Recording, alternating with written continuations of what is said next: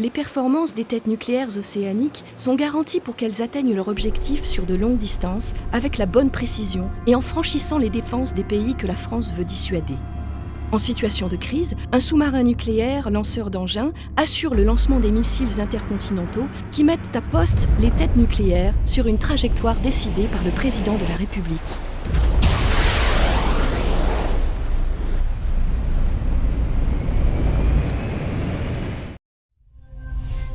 Cette trajectoire est composée d'une phase de lancement missile jusqu'à la mise à poste de la tête nucléaire. Une fois mise à poste, la tête nucléaire suit une phase balistique exo-atmosphérique. Cette trajectoire se termine par une phase de rentrée atmosphérique de quelques dizaines de secondes jusqu'à l'objectif final.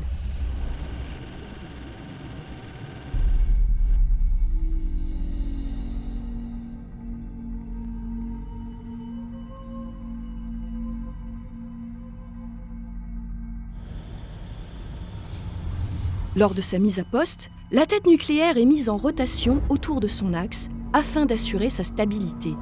Lors de sa phase balistique, la tête nucléaire décrit ce qu'on appelle un mouvement de poinçon, correspondant à un mouvement lent de rotation autour de son moment cinétique. Les systèmes de défense adverses sont alertés via des satellites d'observation et des radars de veille.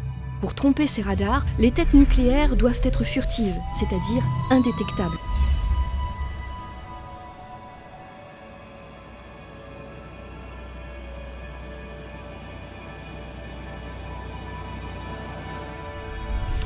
À partir de 120 km d'altitude, la tête nucléaire rentre dans l'atmosphère avec une vitesse de plusieurs kilomètres secondes. L'objectif est, comme pour une navette spatiale, qu'elle ne soit pas détruite. Entre 120 et 80 km d'altitude, l'atmosphère est raréfiée, la sollicitation aérodynamique de l'objet est raisonnable. Le calcul des écoulements d'air autour de l'objet montre les zones de plus forte pression.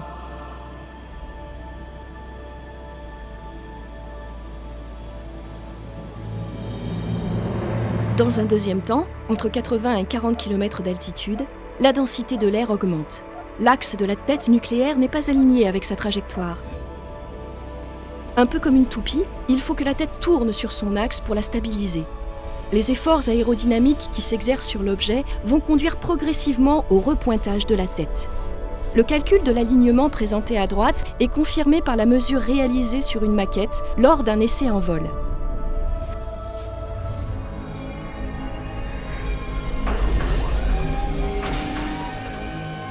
En dessous de 40 km d'altitude, les écoulements aérodynamiques autour de la tête nucléaire deviennent turbulents sous l'effet de l'augmentation de la densité de l'air.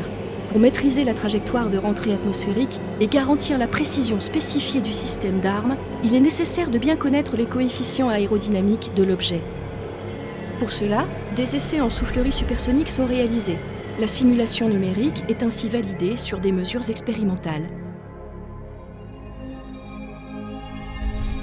Dès 20 km d'altitude, la combinaison d'une vitesse élevée de la tête, à plusieurs dizaines de Mach, avec une densité de l'air de plus en plus importante, conduit à des échauffements sur les matériaux de protection thermique de plusieurs milliers de degrés. Il s'ensuit une modification physico-chimique des matériaux et donc un phénomène d'ablation, c'est-à-dire de vaporisation. Malgré les températures de plusieurs milliers de degrés atteintes sur ces matériaux, la charge nucléaire et les équipements de la tête restent à une température relativement faible et compatible du fonctionnement nominal de l'arme, comme le montre cette simulation. Lors de la rentrée atmosphérique, la tête nucléaire est soumise à des niveaux d'accélération statique longitudinaux et transverses, pouvant atteindre une centaine de fois la pesanteur terrestre.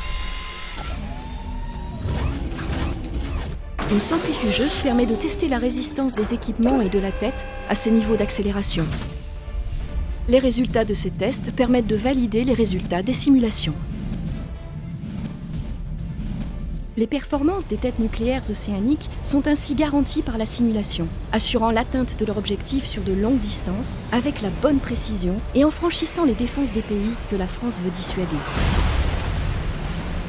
Sur cette image, la trace lumineuse d'une maquette de l'objet rentrant dans l'atmosphère est visible depuis la sortie de la couche nuageuse jusqu'à la mer.